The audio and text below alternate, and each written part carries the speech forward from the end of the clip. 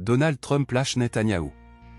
Artisans zélés des accords d'Abraham, Donald Trump qui promettait, alors, une solution consensuelle au conflit israélo-palestinien semble prendre acte des vents contraires qui soufflent en pleine campagne électorale pour la présidentielle de novembre prochain.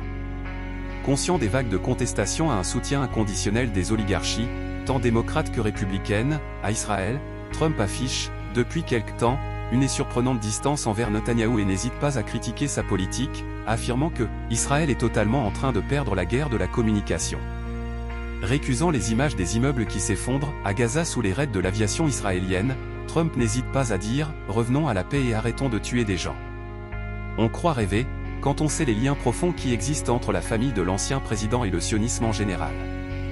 Mais le contexte politique est tel que, sans être aussi menacé que son rival démocrate Joe Biden, désavoué pour son soutien au génocide poursuivi par Netanyahou, Trump mesure la nécessité de donner du lest à son électorat, tout en lorgnant, pourquoi pas, vers les mécontents du camp opposé.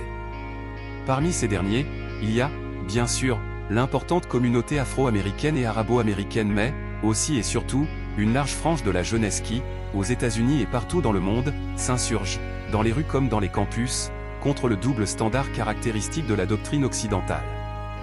Du coup, l'administration Biden a dû revoir sa copie et tenter de donner le change, en insistant médiatiquement sur le fossé qui existerait entre le président-candidat et le Premier ministre extrémiste israélien.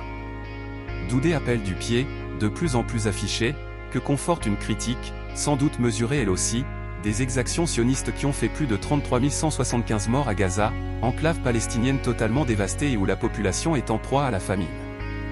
Il reste exactement 6 mois pour la tenue de la présidentielle et Trump, loin devant Biden en termes de contribution à sa campagne électorale, veillera à ne pas laisser celle-ci s'enliser dans le bourbier du génocide poursuivi à Gaza.